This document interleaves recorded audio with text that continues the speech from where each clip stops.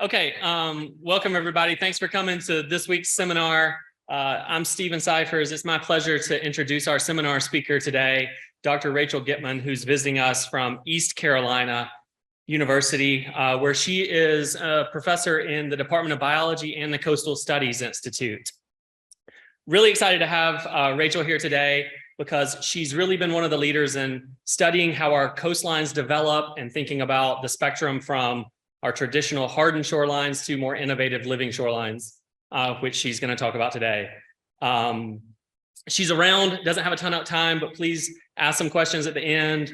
Come say hi, meet with her. Rachel's awesome. We were office mates at Northeastern University, so kind of coming full circle to get to have her down here on the coast. So thanks for coming to the seminar, and let's welcome Dr. Gittman. Thank you, Stephen, for that great introduction. I'll just go ahead and say I've been told there's a camera here and the microphone's here. For those of you online, if you have trouble hearing me, definitely put something in the chat if something goes awry. I'm very used to this hybrid format, and I know there can be technology issues. So I'm really excited to be here. It's been, I think, since maybe 2019 since I've been down to this part of the coast, and I'm excited to be back. And as Stephen said, I've been working in kind of this intersection of human development in the coastlines and kind of habitat restoration, trying to combine both the needs of people and also the needs of our ecosystems. And so I'm going to talk about a little bit of work that kind of started when I was a grad student, but really move into what my grad students have been doing at ECU since I arrived there in January of 2018. And I hope you'll kind of enjoy the ride as we go through kind of this intersection between humans and nature. And so you'll see a lot of pictures like this. These are called, in North Carolina, we call these living shorelines. And so they're shorelines that include both a natural or living component and then usually some kind of engineered structure that's designed to mimic some of our natural ecosystems like oyster reefs that we have intertidally in the coast. Okay, so I have to start with the acknowledgements because a tremendous amount of the work that's shown in this talk today was done by graduate students, collaborators, postdocs, undergrads. None of this work can happen without a team of interdisciplinary researchers. And so I think that's a theme that certainly Stephen has carried in a lot of his work and why we've been able to collaborate so successfully. It's not just about the ecology. And so we've also had a variety of funding sources and partnerships with both NGOs and private sector collaborators.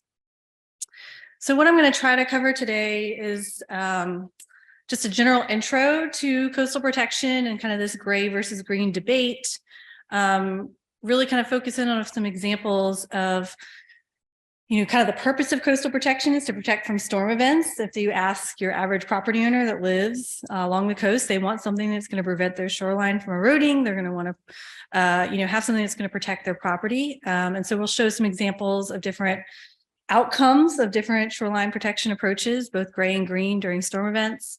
And then I'm really going to go into two kind of case studies that we've been working on in our lab, where we're really trying to push the boundaries on what is a living shoreline and what kinds of substrates and design should be used, kind of push past the status quo of what's been happening in the last couple of decades, and then kind of end with some future directions that our lab is embarking upon. So when I talk about coastal protection, you may have some things that come to mind. Coastal protection can mean different things depending on where you are. If you're on the ocean front, or if you're in maybe the northeastern part of the country, you might think about these big, tall concrete seawalls. And that is a very traditional coastal protection approach to prevent flooding, prevent erosion. When we're talking about our estuaries, I'm more talking about these smaller scale wall structures, bulkheads. Sometimes they're still concrete, but we're talking, much lower, much smaller scale structures. And in North Carolina, the alternative is kind of, you can build a bulkhead to stabilize your shoreline and prevent erosion if you're a waterfront property owner. You can pile a bunch of rock on your shore. That's the other kind of common approach. Groins and jetties, so kind of perpendicular structures, used to be really popular in North Carolina to trap sand. because of neighbor lawsuits and whatnot, those have kind of gone out of phase. We don't see as much of that. And then the newer option that's really been promoted by restoration groups over the last several decades, obviously not just in North Carolina, down here, living shorelines are a big thing as well, are these, hybrid approaches combining engineering, some kind of offshore breakwater structure. In this case, this picture, it's granite rock combined with marsh plantings to give you this, living shoreline that's going to provide more ecosystem services in theory than a traditional bulkhead or seawall.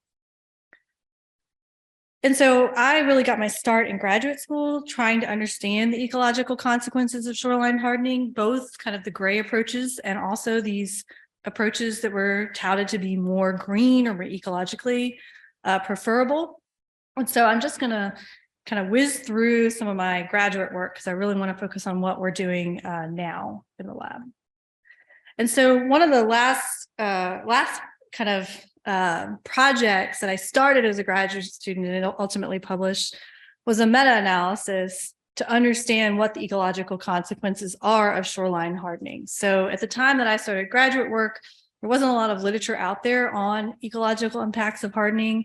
I could basically count the papers on my hands. I was citing the papers in my work, but we really hadn't seen any kind of synthetic work across the world in terms of people working in Australia, people working in Europe, people working in the United States. And so towards the end of my graduate work, I started doing this kind of synthesis work. And then during my postdoc, ultimately published the results of that as a formal meta-analysis. And what I found is that most of the work that we've done in the shoreline hardening arena in terms of understanding the ecology has really been focused on, are organisms more abundant at natural sites, natural shorelines, than some kind of artificially hardened shoreline?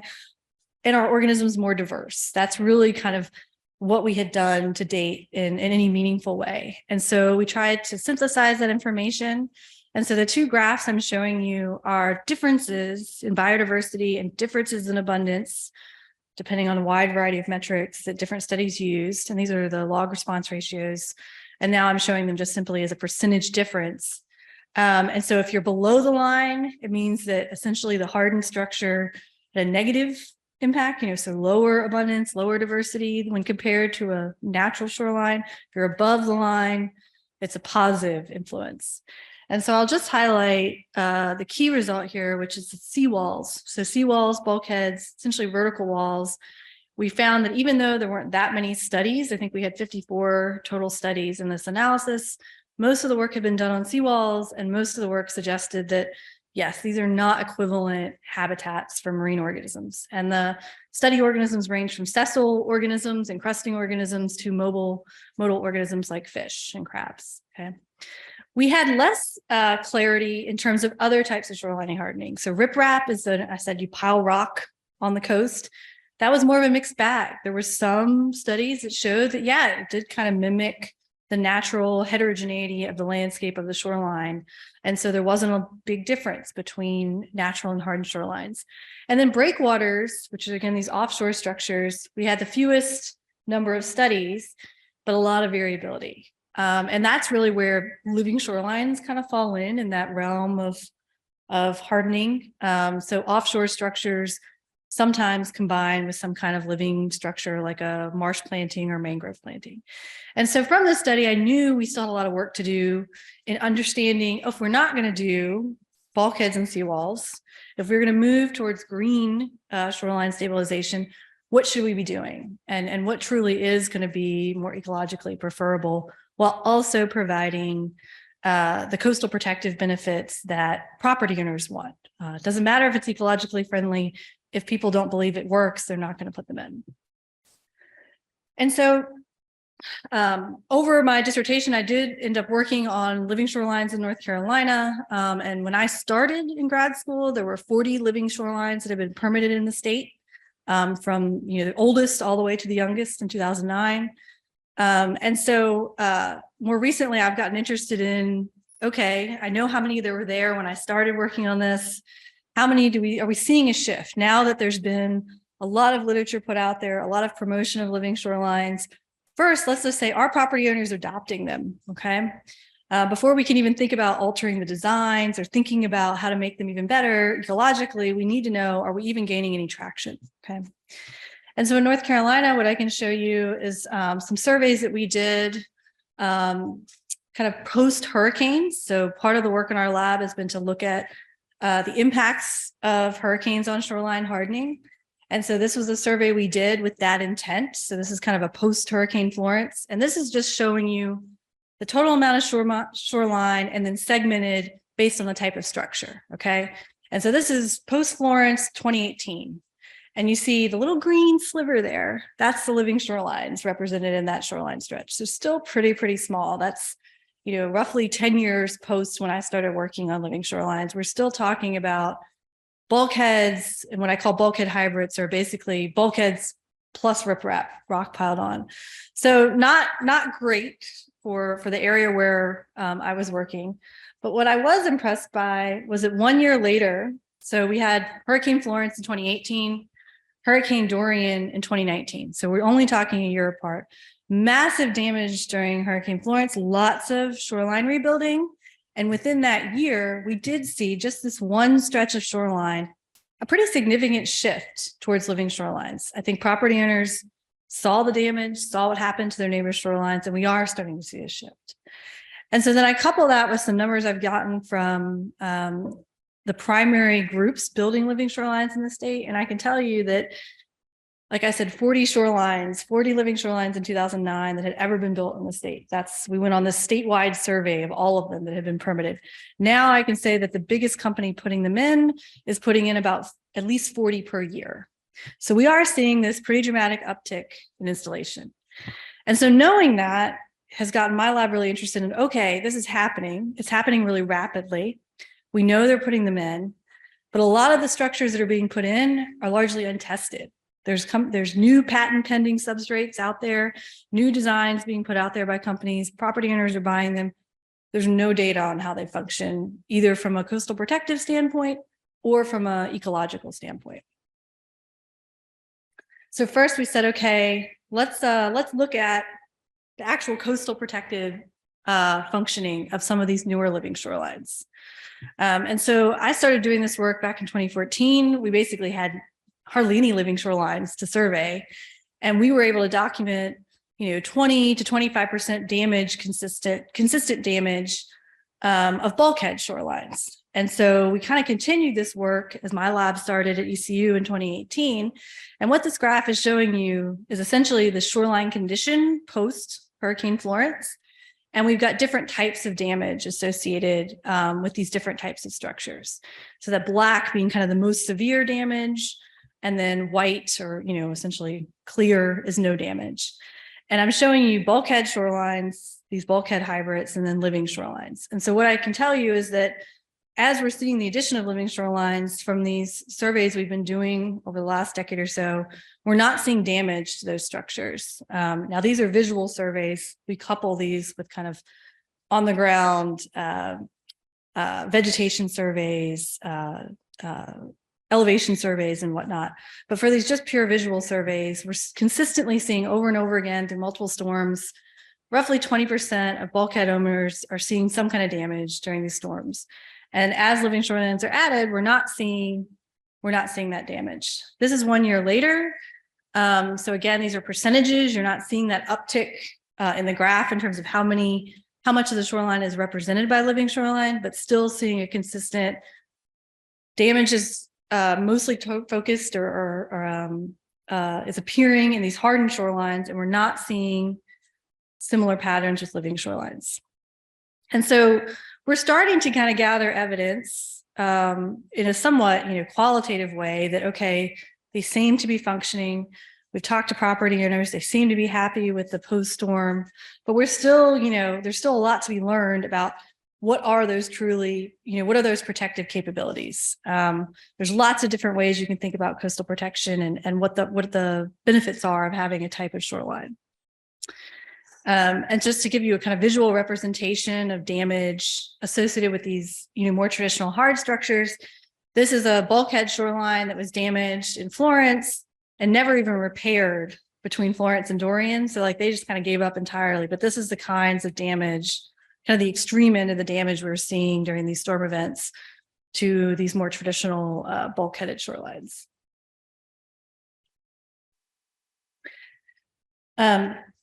And so I said we coupled these kind of observational surveys with more kind of in situ surveys of living shorelines. And so this is a study that was done in collaboration with a graduate student at UNCW. And what we did is we went to living shorelines all throughout the state. We used historic aerial imagery and also on the ground Trimble and drone surveys to quantify the change, kind of that horizontal change in shoreline, both in the short term and also in the long term at control sites. So control sites being the salt marsh, no offshore structure, just kind of a natural marsh shoreline, compared to these living shorelines where an intervention had been put in, a breakwater put in. And so what we found is that across the state during Hurricane Florence, we saw that on average, the short-term response was to actually see some shoreline gain at living shoreline sites. There were a few exceptions, as you can see in this lower graph, whereas the control sites were typically losing shoreline, okay? So these marshes, these natural marshes are not responding well to these storm events without any kind of protective barrier. And in the long term, we see a slightly less positive response, okay? So in the long term, some of the living shorelines are performing pretty well and they're actually accreting shoreline, they're gaining shoreline or at least holding the line, but not all of them, okay?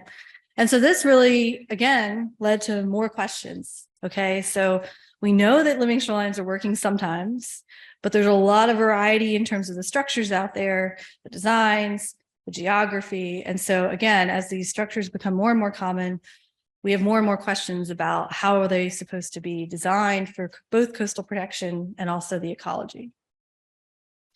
And so the two studies I'm really going to focus on for the rest of the talk are trying to hone in on this trade-off between coastal protection and the ecology. When living shorelines have been traditionally put in, we've tried, NGOs, restoration groups have been trying to put in these low-profile breakwater structures. Primarily, they were granite-based, but like I said, now we've got a lot of companies patenting new substrates, new designs. And so there's been this focus on the engineering side to attenuate wave energy, because obviously that's more attenuation of waves equals more protection.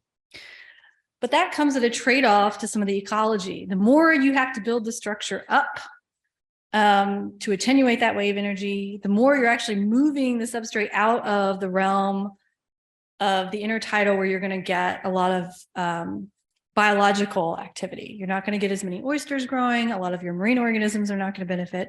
And so there's this trade-off between designing for North Carolina, predominantly intertidal oysters and forming these reefs, and designing for wave attenuation. Your property owners want wave attenuation. Your restoration practitioners want oysters. And so we've done a series of kind of designs with companies that are trying to patent new substrates and new designs to study where kind of those trade-offs occur, and can we design a better living shoreline that attenuates waves, provides that protective service, but also promotes the habitat restoration that restoration practitioners want. So one of the designs that we've worked on for the last 5 years is a design that's been patent pending by Sandbar Oyster Company, a local company in North Carolina. They have promoted a biodegradable living shoreline substrate. So it's essentially they call it oyster catcher. It's jute-based. It's a jute-based cloth dipped in cement and then molded into whatever shape you want. This is the first design they really developed. It was kind of a lattice structure. And so we essentially built replicate, we called them reefs, but they're small scale kind of living shoreline structures within the Rachel Carson Reserve, which is a National Estuarine Research Reserve site that's got really high rates of erosion, meters per year. And they were concerned about losing their marsh and their oyster habitat. So we installed these structures in 2018, and I had a master's student kind of monitor their evolution over time. And I won't go into a lot of the details of this study. It was published last year, but essentially we did find these structures are incredibly good at growing oysters. Okay, so we had certainly checked the box. The oyster densities were comparable and in some cases higher than natural oyster reef densities. And we compared these structures to the more traditional approaches that have been used in oyster restoration in the state, which is shell bags, which you're probably familiar with here too. It's a plastic mesh bag, you put a bunch of culch in it and you pile it on top of each other. So when we built these reefs, we also built shell bag reefs, and we made comparisons between the two. Both are great at recruiting juvenile oysters. The oyster catcher material was far better at maintaining adult oysters and forming this reef. We're actually going out this summer to look at these structures 5 years post-construction, because as I mentioned, they're biodegradable. So we're not actually sure what they're going to look like. We haven't been out there in about a year and see if they're still maintaining that integrity. And then we feel like we can also start to look at erosion or protective capabilities now that they've been in place for a while. So stay tuned for a future publication on that kind of follow-up study.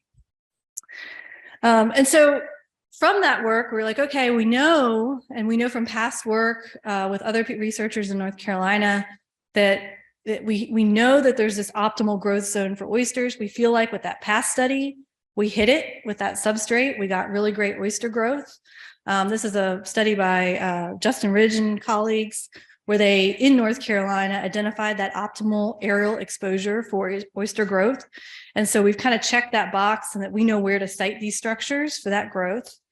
And we also know where to site them in terms of relative to mean sea level. We know that oysters kind of stop growing when they hit mean sea level. And there's implications that as mean sea level goes up with sea level rise, in theory, they should keep growing. And so we feel like we've figured out where to site the structures based on the work that Emory did. But we still felt like we weren't getting at that trade-off of coastal protection, because these were low structures. And, we really weren't able to see, at least initially in those first few years, substantial reduction in erosion. Okay, so the marsh around those structures was still eroding back. So great, we grew oysters, but they're not really doing what a property owner is going to want them to do. And so we got funding from the Army Corps and from the U.S. Coastal Research Program to say, let's try a different design, a larger design. Let's alternate, or let's alter, manipulate the relief of this type of structure. And so we essentially built two different reliefs, two different heights of structures made out of the same material, but a different kind of design, which I'll show you. And we said, okay, let's actually monitor the wave energy. Let's look at what these reefs are doing in terms of attenuating wave energy. Let's look at the erosion rates associated with these different relief breakwaters. And then let's look at whether or not the construction of these breakwaters actually enhances survivorship and growth of salt marsh behind them. So kind of going back to the basics, these are kind of the key things that we need to be able to prove from a shoreline protection standpoint if we're going to promote these as an alternative to gray infrastructure. And so this was, again, done in the Rachel Carson Reserve. We replicated these reefs in a kind of block design. We had a high relief and a low relief reef, and then control sites. We scaled these structures up. These are 20 meters long as opposed to the 4 meters wide that we initially started with. And we've been monitoring these structures. We constructed them in 2020, and we've been monitoring them since. This is what they looked like when they went in. So I said, same substrate, oyster catcher material, supposed to be biodegradable, but we changed the design with the company to this table format so that we could easily manipulate and standardize the height of the structure. And so not a big difference in height. And that's because we wanted to stay within that optimal growth zone for oysters. And 10 centimeters one way or another is a big deal for oyster growth. And then we had control sites where we planted some marsh just without any stabilization offshore. In terms of the monitoring, we were monitoring the existing marsh edge. So looking at whether it was going to be moving down the shore towards the structures over time or moving back. We also monitored plants that we planted in 2020. I can tell you right now, all the plants we planted in 2020 died. This is partially because the structures couldn't go in until July and the planting window is in June. And so we tried it, it didn't work. we moved on, but we have been continuing to monitor the existing marsh. And then we're also monitoring oyster recruitment on these structures themselves. And then in addition to that, we've added in wave energy monitoring. So Eric Sparks at Mississippi State, his lab was really fantastic in mentoring one of my students, Emery Wellman, as an intern. She came back, got really excited about, hey, I want to quantify wave energy and wave attenuation. We can do it cheaply with these DIY sensors.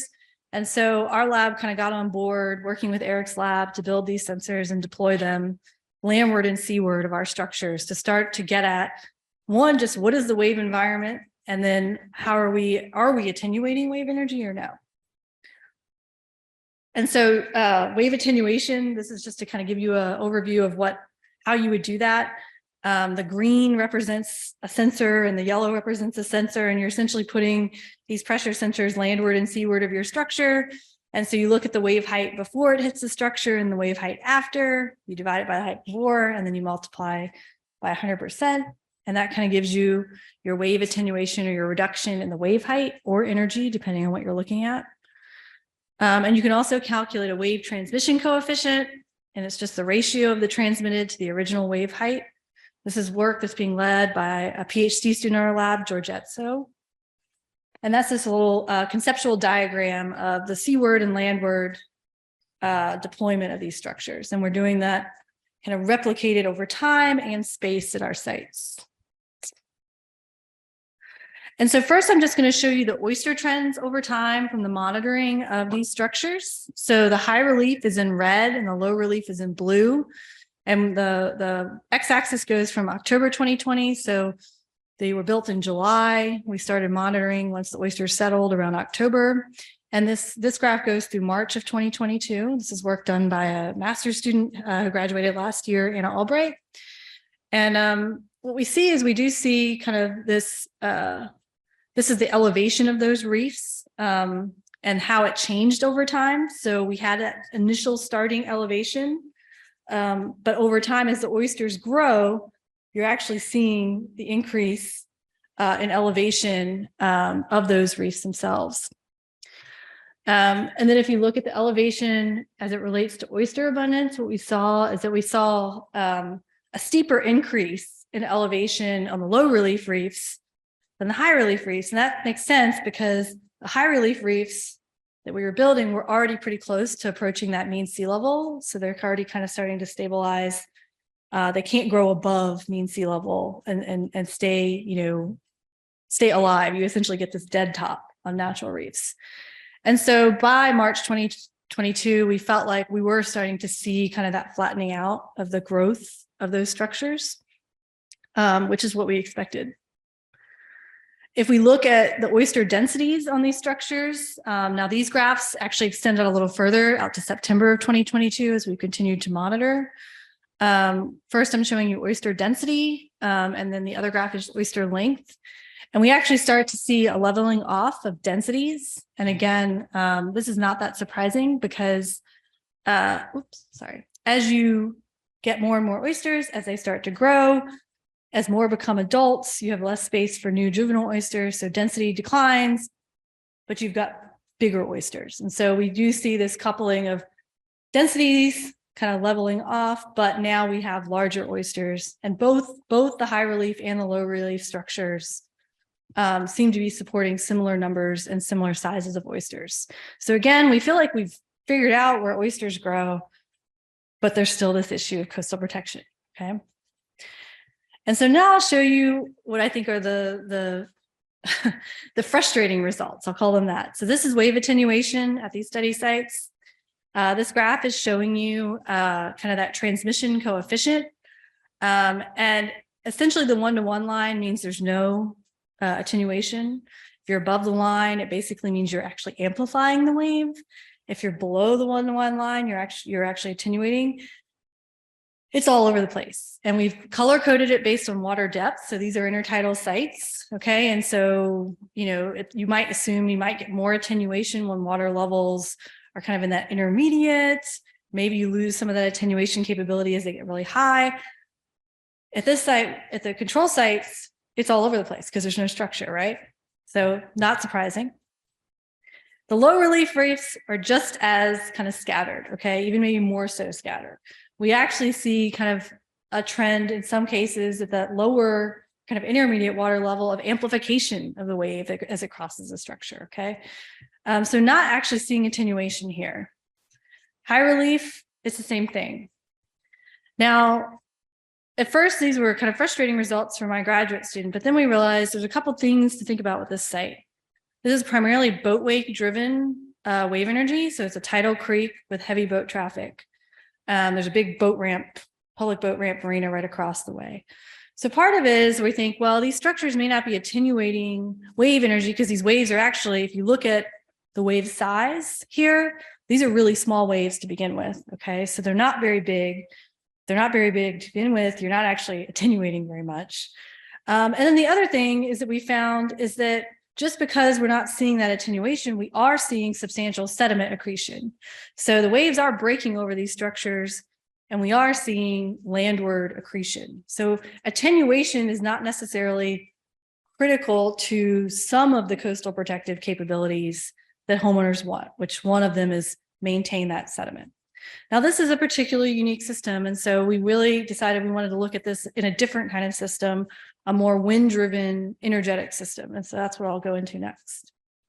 But just to kind of show you what's happening with the shoreline. So again, attenuation, not very obvious.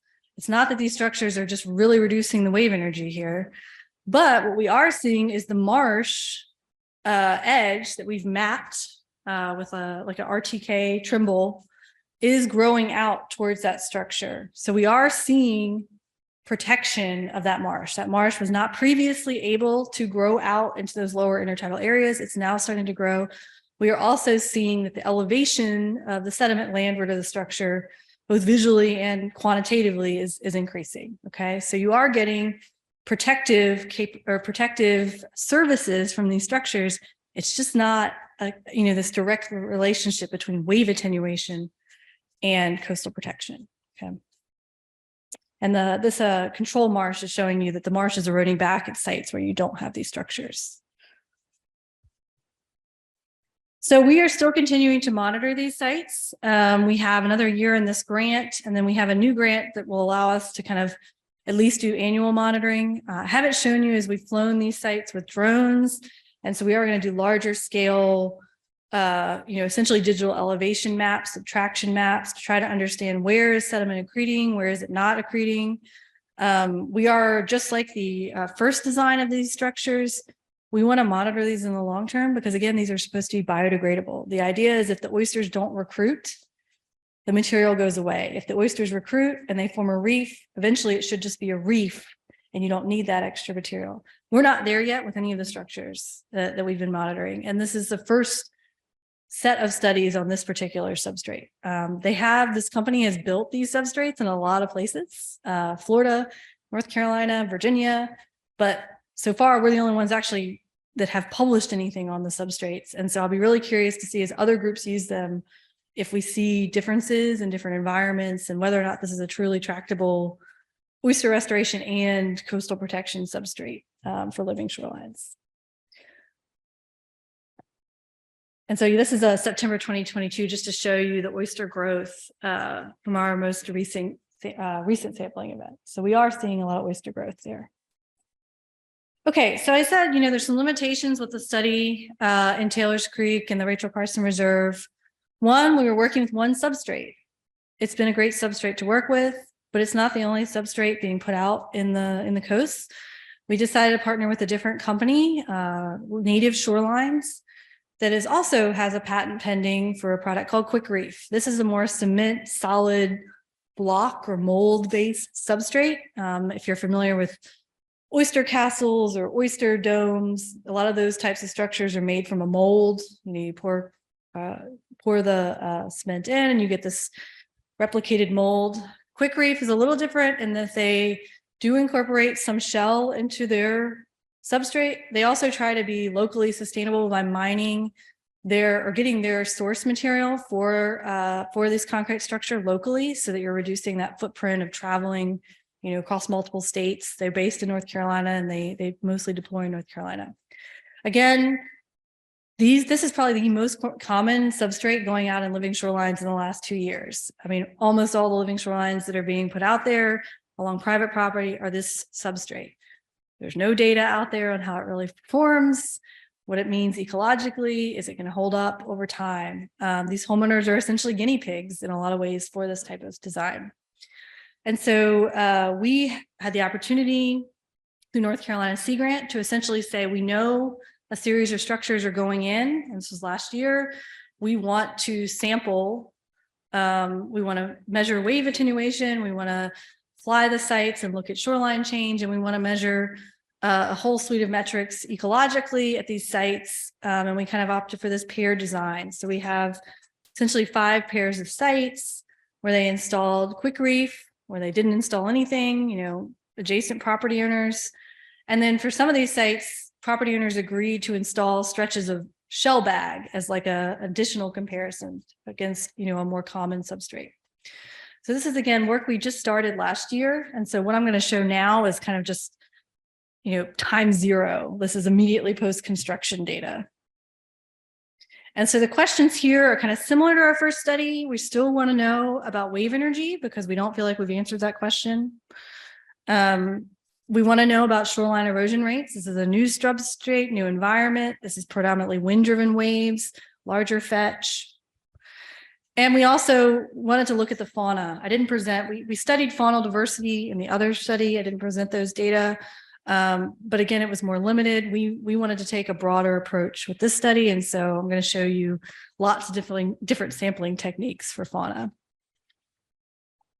So this was not planned, but we had an opportunity a few months after these structures were put in. We had Tropical Storm Ian hit. So my PhD student, Georgette, said, I want to put the sensors out and I want to look at storm conditions versus normal conditions at the most energetic site. So this structure that was put in Atlantic, you can't see the structure in the video. It's actually underwater right now. This is storm conditions during Ian. And this is as Ian was coming in because Georgette didn't want to be out there when it was really bad. And so she had put sensors out after taking this video. This is extremely large fetch. You're going all the way out essentially to the inlet. It's a really large part of the sound. All this riprap has been put in because they've got massive erosion rates. The living shoreline is actually off in the distance. So the breakwater structure's underwater, kind of in front of that house that you see in this video. But that's the conditions, the storm conditions, okay? And so she did this, she deployed the sensors at 2 sites, Atlantic being the more energetic site, Newport being a slightly more sheltered site, but still had a decent fetch and energy. And again, both these places had this quick reef structure installed a few months prior. The other thing that we did, I'll present the results in a minute or two, but the other thing we did was, like I said, we wanted to take a broader scale approach of understanding the ecology. So we certainly flew the site, so showing a drone image of one of our sites here. And then we used a variety of faunal sampling techniques that I've used in the past, so I could compare to kind of past living shoreline work. We used pike nets or flume nets. We used crab pots. We used minnow traps. We used these crab condos, essentially shell inside a little milk crate to attract things like mud crabs and toadfish and blennies. And so we put out wave sensors, just really kind of saned. We threw everything at it. Just what can we possibly monitor at these sites? And so first I'll show you the wave data. And so this is showing you both storm conditions and normal conditions. So storm conditions are in red and normal or non-storm conditions are in green.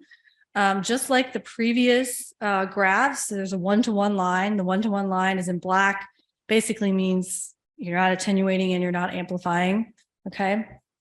Atlantic, like I said, is the more energetic site in terms of larger fetch and higher erosion rates. And so again, just a reminder, there's no change in wave height if you're on that one-to-one or black line there. And if you're below the line, you are getting attenuation. And if you're above the line, you're getting amplification. And so what we did see is we did actually see some attenuation. During normal conditions, you actually did see what I would consider substantial reduction in wave energy, 35% Atlantic, 21% on average at the Newport site. During storm conditions, you lost some of that attenuation, and that's largely because, honestly, the waves are getting bigger and they're taller than the breakwaters themselves. So the higher the water level is above a structure, the less capable it is of attenuating wave energy. And so we did see a loss in that reduction, but still did see attenuation during storm events or during storm conditions at both of these sites. But yet again, attenuation we know is not everything. And so we're excited to see that there's some attenuation with these structures in storm conditions, but we know that that's not the whole story. And so we're going to be continuing to monitor these sites to look at how the shoreline is actually changing. And we hope to go back out and continue to monitor the wave energy in normal conditions and in storm events in the future to try to understand, again, this relationship between attenuation and sediment accretion and ultimately, what property owners want in terms of coastal protection. In terms of the faunal results, I don't have a lot to say about this because, again, this is time zero. I just wanted to show you the diversity of sampling methods here and kind of what we're initially seeing. Green is the living shoreline structure, the quick reef structure in the left graph. Gray is kind of your reference site, your control site. This is showing you species richness. And so we had seine nets, pike nets, and minnow traps. This is time zero. I'm not really expecting, based on past studies of these types of structures, that you're going to see a big difference immediately post-construction. There's not any oysters growing on them yet. There's this period of time, I think, where you have, kind of a disturbance environment, right? So kind of what I expected was to not see an initial enhancement. The key here is we're going to kind of continue this sampling and see if we do see a change in the future. And then the other graph I'm showing you is we sampled with some of our sampling gears, these crab condos and minnow traps and crab pots landward and seaward, because we were kind of interested in organisms using the habitat differently, depending on whether you're landward or you're seaward of a structure. And again, not huge trends here. Maybe there's a slight trend towards a more seaward in the control site again, so deeper water, meaning there's more organisms, but certainly not a clear trend of like the structure changing where organisms are going. So again, this is time zero. I think we kind of take home from this is that we're not concerned that we've prevented species from coming in and using these sites.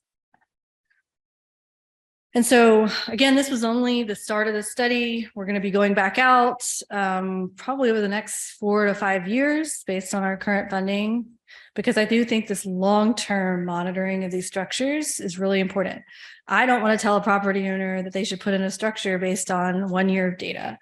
But that's what a lot of the companies, they're recommending these structures with no data, right? So, and certainly from an ecological perspective, I wouldn't want conservation groups promoting these as preferable alternatives if they aren't in fact providing those habitat benefits. I think there's some initial data to suggest some promise. This is a picture taken last fall of some of these oyster catcher structures. They are certainly growing oysters. That's a good sign, but I think we have much more to know before we can really say anything definitive there. And so I'll go ahead and end the talk with just kind of a future directions. And this is really to maybe pay homage to some of the work Stephen and I have done both separately and collaboratively and highlight perhaps not so much the ecological work that our lab is doing in the future, but some more of this integrative kind of social and ecological work.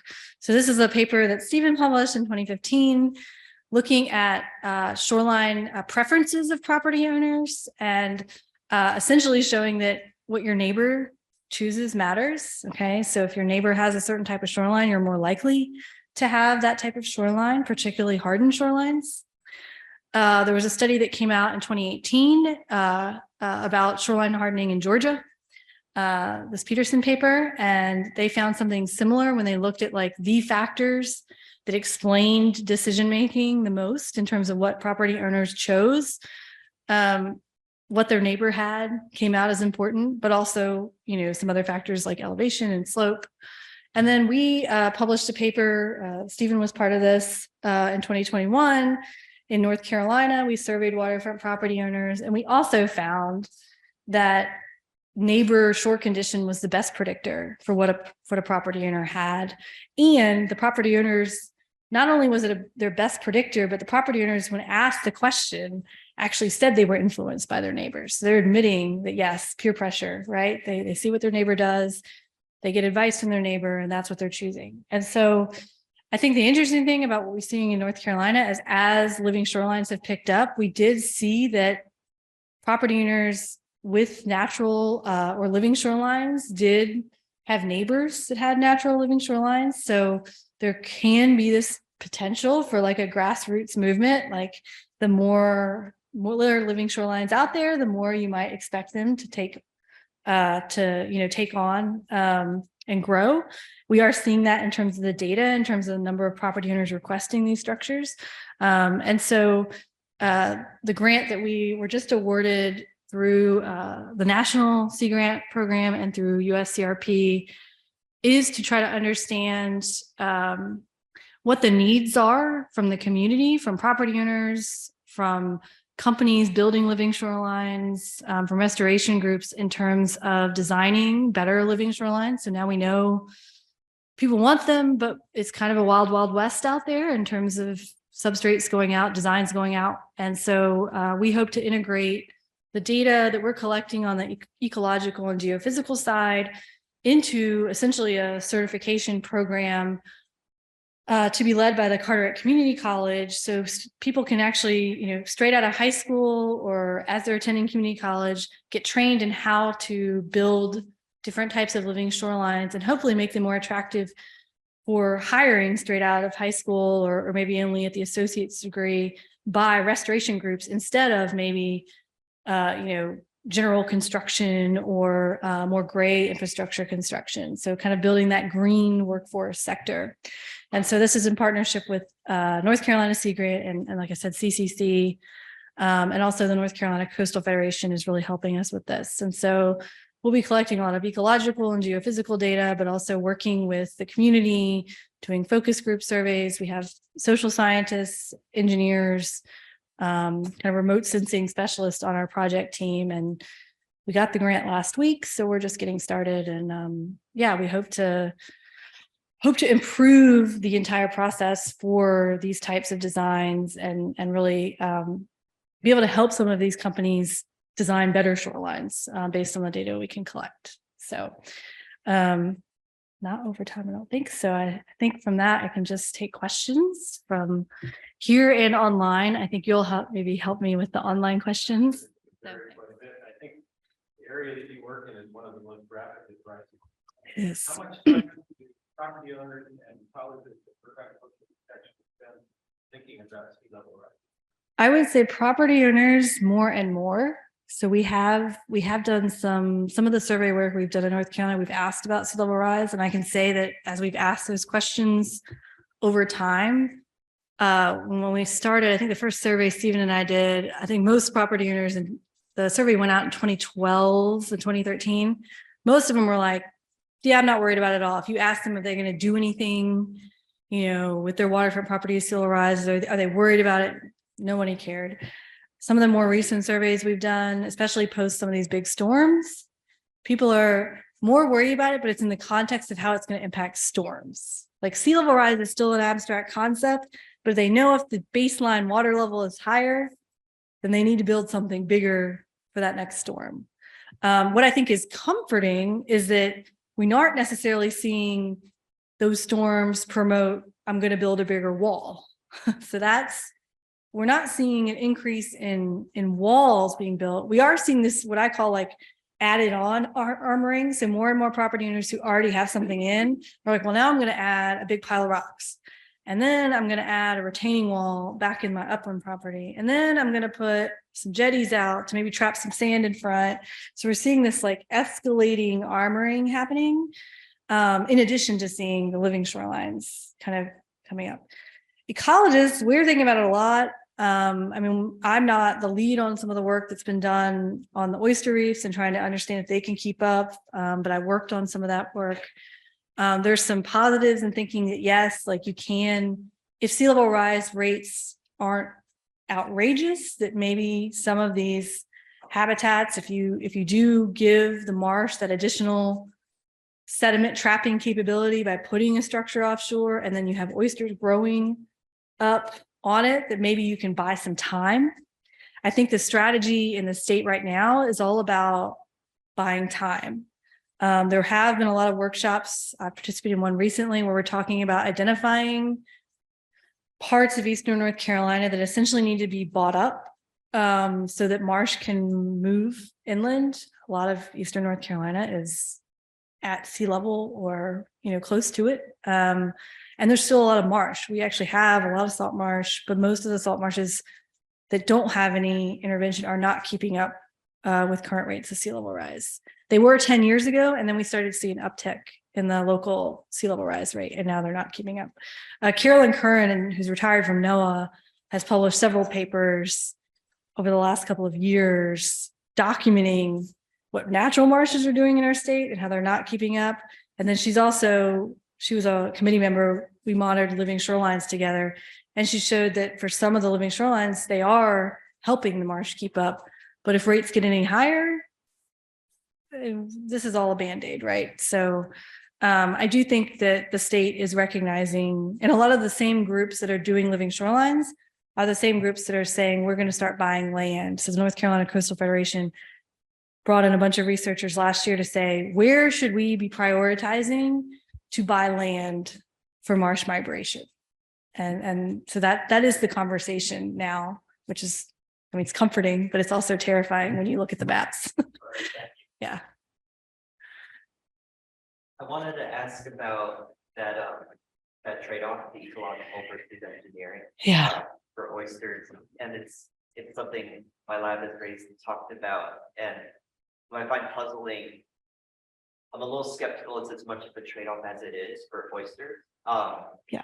My perspective is we have some structures out here that are pretty low profile. I think further from shore from a lot of the structures that you were showing, such that maybe on the lowest tides of the year, the tops of it are just out of the water, but it's like underwater almost all the time. Yes. I think those oysters, if anything, they're below their optimal growth Yes. rate. Yes. And then we have other sites like Point of Pines a few years ago got these giant concrete wave attenuation devices. So they're just big, huge monsters. Certainly probably above that optimal oyster height, but they have walls that oysters can grow on. So I guess I wonder what your thoughts are. Is it so critical that these structures have the crest at that oyster height, or? I don't think so, but I know from the restoration practitioner perspective, that's kind of what is wanted. So a lot of the groups in North Carolina who are promoting living shorelines want these to become, and a lot of the substrates are designed so that the goal is over time, all you see is an oyster reef and you don't see any artificial structure, that you truly, it becomes a living shoreline in its best form. There's also permitting constraints. So in our state, you can't have anything higher than 1/2 foot above mean high water in terms of offshore breakwater. And so the state doesn't want to see people building them taller than they should be. It's also a cost trade-off. So ecologically, yeah, I think if you have oysters, great. And if there's some substrate that's above that, that's not growing anything, so what? But it costs money too, right? So historically, what's happened is these structures have been overbuilt. So engineers have been hired to build them. They actually get the permit, but the state knows, everybody knows they don't ever come back and inspect it. So they've been building it higher than it was actually permitted. And so you end up with these, I call them like rock walls offshore, and only the very bottom is growing oysters. And so that's not what a lot of the restoration groups want to see, not what a lot of the ecologists want to see. And so we're kind of trying to find not that perfect spot, but more like, let's see if we can lower these and provide the attenuation and increase how much of it is actually oysters. So maybe it's more of a trade-off for people and that side of things than it is for the oysters. We know where the oysters grow. It's just how much additional structure do you want out there that's not going to be oyster habitat. Yeah. Well, yeah, Lee, go and then I'll go back around. wave attenuation. And you guys thought about really getting some instruments to measure it. Yeah. To me, especially when it's slow, and the fact that it's catching sediment behind, I think the velocity profile is probably very different. And even though you're seeing not a change in frequency, you could easily see a change in flow velocity, especially if it's come back into the water. So Georgette is, after she got these initial data, she's like, so how much money can we spend to get some, equipment that we can measure velocity, and maybe look at flow at smaller scales. And so she's been getting quotes, and that's this summer. We're going to start to try to look at, we like to look at velocity. We also have, I didn't get into this because it was like a whole separate tangent, but like the first study is in this creek where the alongshore current is very strong. It's a tidal exchange in and out. The creek's open at both ends. We think a lot of the sediment accumulation is coming from that alongshore current, and that the structures are actually trapping the sediment as it's moving up and down in the creek. And so it's, if there's no attenuation, if the structures aren't actually trapping and preventing erosion, it's just that there's so much sediment coming in that alongshore current. So she wants to measure the velocities that are shore parallel, and then also look at how sediment is moving. Is it coming up and over the structures, or is it moving around the structures? There's a lot more physics to it than just a wave attenuation. And so that's why we haven't been saying, oh, well, they're just not attenuating wave energy, so they're not providing coastal protection, because we know it's not just those base measurements that matter. Unfortunately for Georgette, fortunately for her, I think she's excited about it, but I think her work is getting a lot more complicated in her next year in terms of the types of measurements she's going to be taking. Yeah.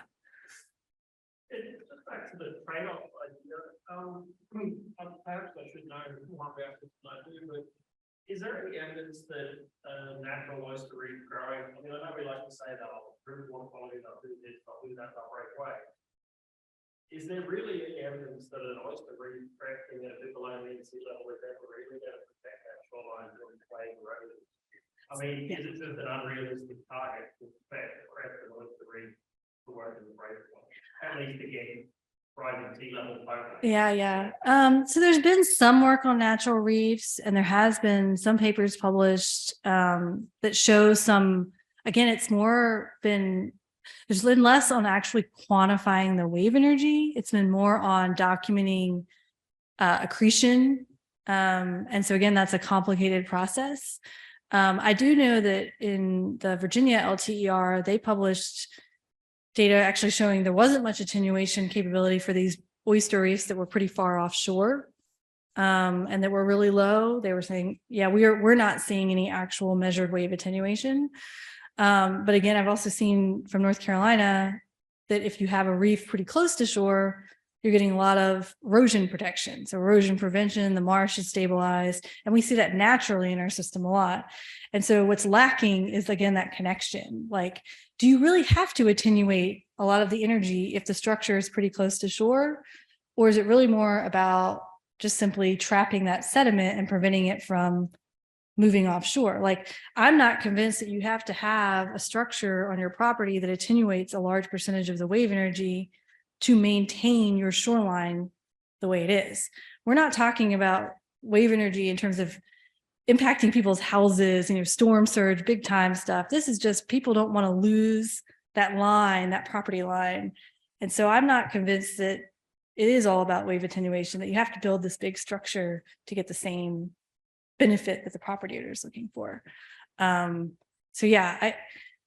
don't think a natural oyster reef is going to attenuate, anything above 50, certainly not 50% or higher of wave energy based on what I've seen so far. I don't think so. This summer, we're actually going to go out and put wave sensors at different natural oyster reefs that are next to marshes, not at different distances from marshes, just to see, like, in our system with our tide range and our conditions, what is the natural attenuation? That's Georgette's actually her chapter 2 of her dissertation now from this is, all right, what do natural reefs do? Because we don't even really know that for our system. Yeah. You do one more. Oh, yeah, you had your hand up for a while. So wait for the kind of design. And everyone keeps talking about building higher, but what about building wider? Like a lower rate that's wider, so it's like deeper instead of, this wall. Agreed. So that's been a big fight in our state with permitting agencies. So the footprint is very constrained based on current permitting. Bulkheads are still, I think, from a ease of permitting perspective, favored in our state because the argument is they're above your public trust waters. They're landward, they're not in the intertidal habitat, so they have no impact ecologically, which ecologists don't agree with. And so anything you put in the water, there's a footprint, and the state wants to constrain it, and the federal agencies want to constrain that footprint as much as possible. And so their argument is you're taking up shallow subtidal bottom or shallow intertidal bottom. We have a lot of seagrass. You cannot touch seagrass. And if there's like a single shoot of seagrass, when the field rep comes out, your shoreline needs to come in, and it's got to be smaller. I agree. I think a series of kind of staggered structures is probably better than building taller. But the big constraint in testing that has been convincing a regulator to let us try them. But we are about to get that chance, I think. We have the legislature has funded a big grant, or given a big grant to the North Carolina Coastal Federation to essentially design whatever kind of structures they want at land that is kind of co-owned with the Pine Hill Shores Aquarium. And so it's a really large stretch of marsh shoreline with pretty large fetch, erosion problems. And they've asked researchers to come in and say, what are some of the questions you'd like to ask, and how can we design this to be both an experiment and also protect the shoreline? And one thing we're considering in some of the really problematic areas is multiple structures. And so we're going to go through a major permitting process and try to really push back and say, we really need to know these answers and see if we can get a permit. But we're just starting that, so we'll have to see. Yeah.